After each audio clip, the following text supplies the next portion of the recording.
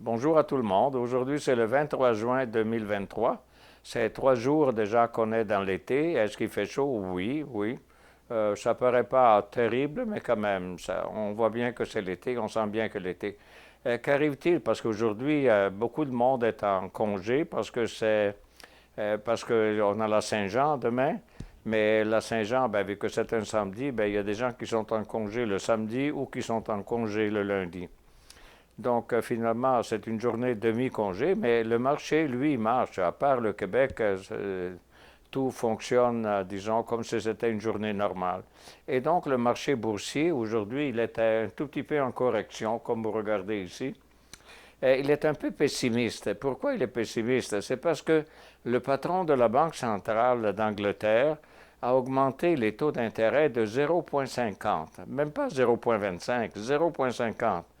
Il est tanné de voir que l'inflation est toujours très haute à 9%, puis il n'arrive pas à la calmer, l'inflation.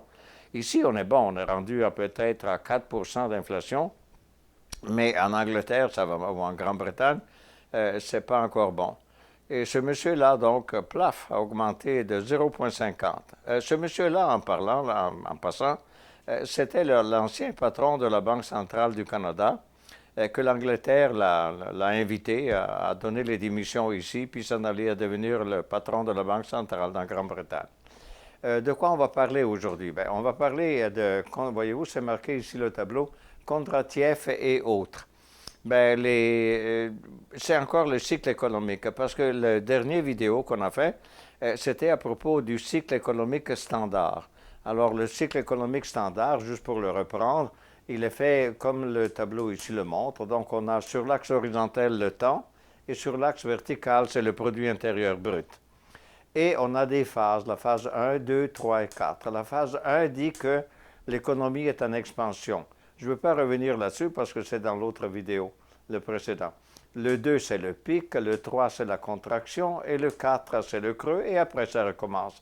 C'est quoi qui recommence? Ben, ça continue comme ça, voyez-vous. Dans le temps, vous avez le cycle qui se répète, mais en se répétant, c'est toujours avec un accroissement de la richesse de tout le monde.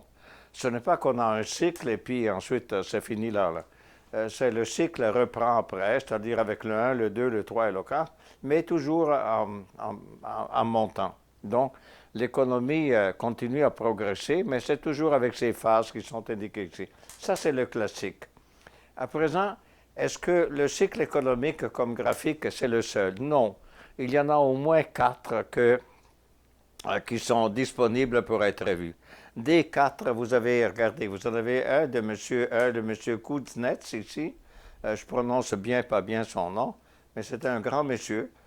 Kuznets, c'est un monsieur qui a inventé, qui a découvert ou qui a, je ne sais pas s'il faut dire inventé ou découvert, le produit intérieur brut.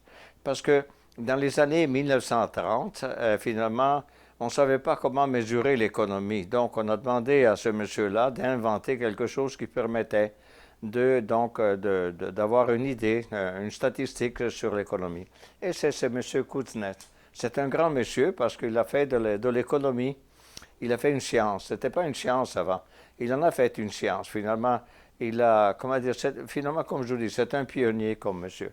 Ce monsieur Kuznets avait, lui aussi il avait son, comment dire, sa courbe, si vous voulez, son cycle économique, appelons-le comme ça, mais qui vaut ce que ça vaut. Ça dure entre 15 et 25 ans et c'était, regardez, c'est la relation entre le produit intérieur brut par habitant et l'inégalité. Mais l'inégalité, ça veut dire quoi?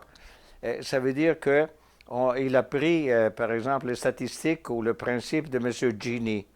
Pour ceux qui se souviennent, un des premiers vidéos qu'on a fait parlait aussi de M. Gini.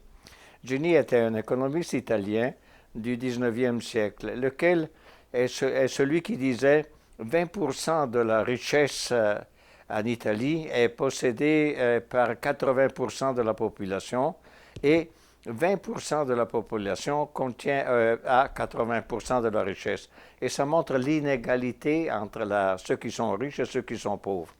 Donc, il a pris ce principe-là et il a fait ce cycle-là. Il dit que ça dure de 15 à 25 ans Et c'est quoi que ça veut dire? Ça veut dire que quand l'économie va bien, il y a une inégalité qui grandit entre les riches et les pauvres, mais après on arrive à un plafond et puis ça redescend, l'inégalité diminue et c'est ça.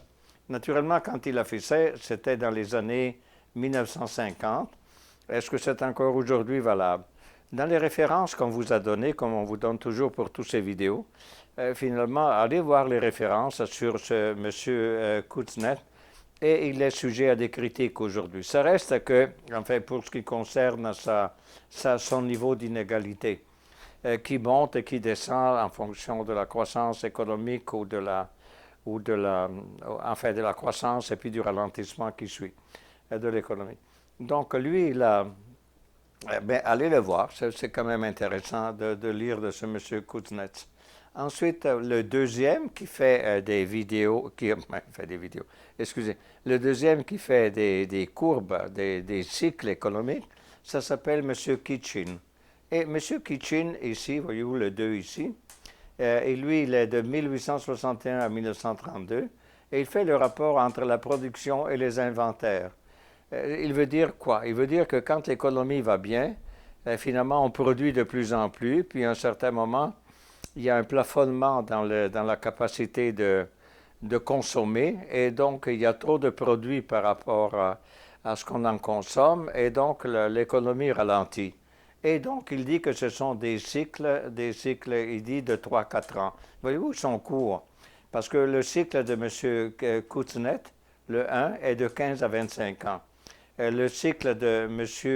Kitchin est un cycle qui va, qui se base sur la production et les inventaires, et c'est des 3-4 ans. Encore plus court, vous avez un autre cycle qui est celui de le 3. Et le 3, c'est M. Juglar.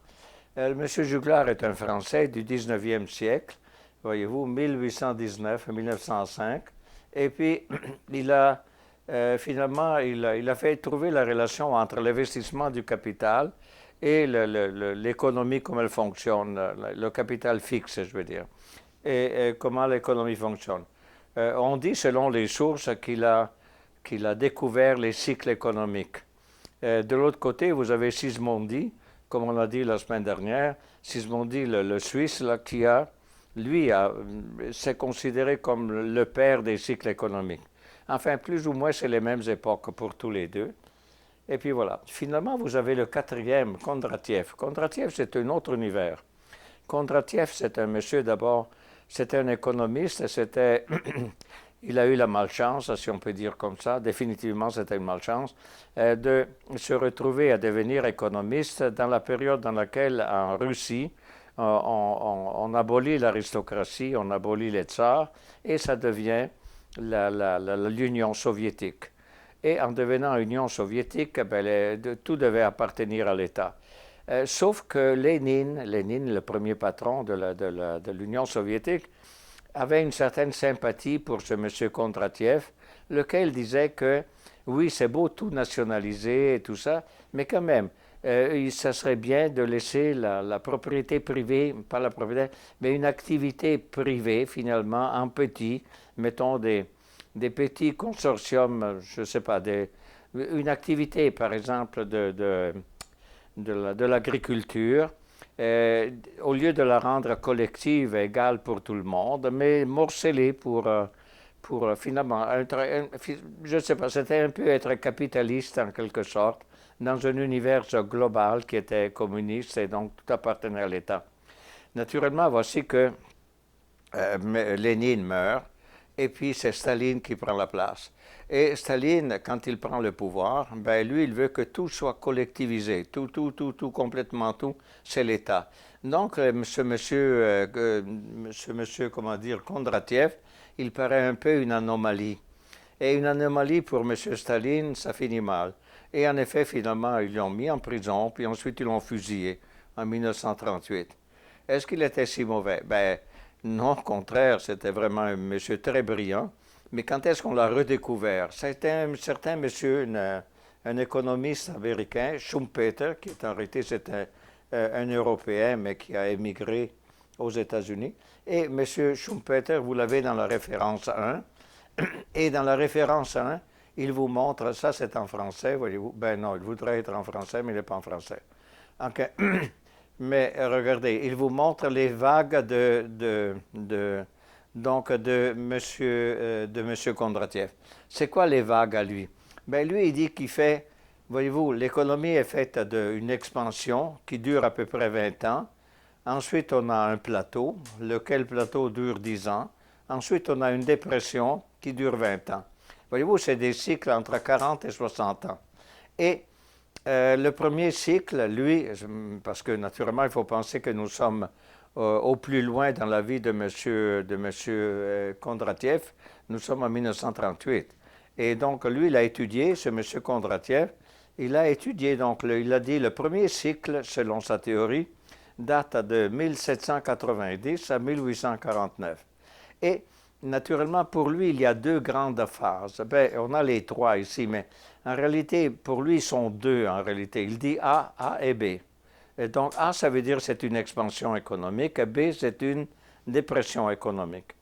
Et donc, il dit que le premier cycle, selon lui, date de 1790 à 1849, avec les phases A d'expansion, entre 1790 et 1814, et ensuite, à partir de 1814 jusqu'à 1849, c'est une dépression. Qu'est-ce qu'il y a eu en 1790? Bien, en 1790, il faut dire, c'est pratiquement, ça s'est établi la première révolution industrielle. Les Anglais avaient inventé la machine à vapeur, et la machine à vapeur avait permis d'extraire des mines beaucoup plus facilement, finalement, les minerais qui étaient intéressants, c'est-à-dire le charbon et puis tout ça. Mais petit à petit, cette machine à vapeur est allée plus loin. Et regardez, quand on arrive au deuxième cycle, 1849-1896, il est formé donc de 1849 à 1873. C'est quoi qu'il y a eu là? Ben, le chemin de fer. On a eu le chemin de fer. Grâce à la machine à vapeur, on a pu faciliter les transports. Non seulement, mais on a inventé quelque chose d'extraordinaire. On a inventé l'acier. Parce que les rails pour le train, autrefois, auraient dû être juste en fer. Mais le fer est mou. Ça prendrait quelque chose de beaucoup plus solide qui est l'acier. Donc, on a fait l'invention de l'acier. Finalement, qu'est-ce que c'est que les Kondratiev? C'est qu'il lie l'économie et les inventions, donc à tout ce qui se passe dans l'histoire donc économique d'un pays. Donc, il dit que 1849-1873, c'est la partie de croissance, et la partie B, c'est finalement de 1873 à 1896 où ça va mal. Et là, on est en récession et en déflation en plus. Mais sans rentrer dans les détails de l'époque. Le troisième cycle, ben, il commence en 1896, il termine en 1920 pour monsieur, parce qu'imaginez, qu'est-ce qu'il y a en 1920? Ben, la Première Guerre mondiale a montré finalement, a représenté tout un progrès, si vous voulez, énorme dans tout ce qui est technologie. On a inventé beaucoup de choses. Imaginez, on est dans l'époque dans laquelle on a aussi des avions. Et on a produit tellement d'acier à partir des années 20 ou aux alentours de cette époque que finalement jamais dans l'histoire de l'humain on avait produit autant de fer et ensuite transformé en acier. Donc, c'était des années extraordinaires. Naturellement, la suite pour le B, on ne le sait pas, parce que M. Kondratiev, malheureusement, est mort en 1938. Et donc, mais M. Schumpeter, qui l'a repris comme théorie, et lui, là, il montrait les phases de Kondratiev. Il en a 5, donc. Il y a la phase de prospérité, de récession, de dépression et d'amélioration. À partir de 1800, voyez-vous, ça c'est 1800, la première phase. Ensuite, 1850, 1900 et 1950. Bien, naturellement, lui, il n'était plus là, Kondratiev, en 1950, mais c'était M. Schumpeter ici. Vous le lirez, si vous voulez la référence numéro 1, allez voir, 1950. Et puis, ensuite, là, on est rendu dans notre période dans laquelle on a l'information, la technologie. Avant ça, la quatrième phase de Kondratiev était déterminée par la pétrochimie et puis par les automobiles. Et dans la troisième, ici, de 1900, c'était l'arrivée de l'électricité avec la chimie. Et puis, voyez-vous, donc si on reprend juste cette partie-là, regardez. La première, celle de 1800, c'est la vapeur, le moteur à vapeur et le coton. La deuxième de Kondratiev, c'est l'invention finalement du chemin de fer et de l'acier. La troisième de Kondratiev, c'est l'électricité qui est arrivée et la chimie. Et finalement, vous savez, l'électricité, connaissez-vous Tesla? Tout le monde connaît Tesla. Mais c'était qui Tesla au juste? Si vous allez, justement, ceux qui font les voitures Tesla, très intelligemment et très respectueusement, ont appelé la voiture électrique Tesla. Pourquoi? Parce que Tesla, c'est un ingénieur, et c'est l'ingénieur qui a inventé le moteur qui a permis de transformer l'électricité en mouvement mécanique. Et donc, sans rentrer dans les détails de tout ça, mais c'est M. Kondratiev. Donc, vous avez l'automobile, donc vous avez ici l'électricité, l'engineering chemistry, ça c'est pour le 1900. Après quoi, vous avez l'industrie du pétrole, naturellement, avec les automobiles. Et aujourd'hui, on est dans la phase numéro 5. Là, on ne sait pas quand est-ce qu'on s'en va et tout ça. C'est pour vous dire que ce sont des cycles de Kondratiev qui sont à long terme. Est-ce que ça vaut quelque chose, au fond, au bout de la ligne? Oui, tout simplement, vous pouvez suivre finalement, si vous voulez, dans les nouvelles, de temps en temps, ça sort Kondratiev. Les autres ne sont pas vraiment connus, à part M. Kuznets, qui est vraiment un grand monsieur finalement du côté du produit intérieur brut et puis de tout ce qu'il a fait. Mais M. Kitchin, M. Juglar sont aujourd'hui pas tout à fait aussi importants de qu'est-ce que c'était finalement dans le cas de Kuznets ou de Kondratiev. Et puis voilà, et c'est tout pour aujourd'hui.